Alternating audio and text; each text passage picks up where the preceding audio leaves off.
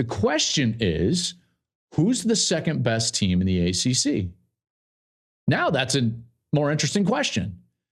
And after Miami absolutely dispatched of one of the most talented teams in the country in Texas A&M, right? I mean, they're in the top 5 on the talent composite, A&M is. Dispatched of them. I think they're 4th. Now Miami can at least have an argument to lay claim to that number 2 spot. Look at the ACC. It's somewhat wide open now. I think Florida State's going to be in the ACC championship game. Who do they face? Might be Miami.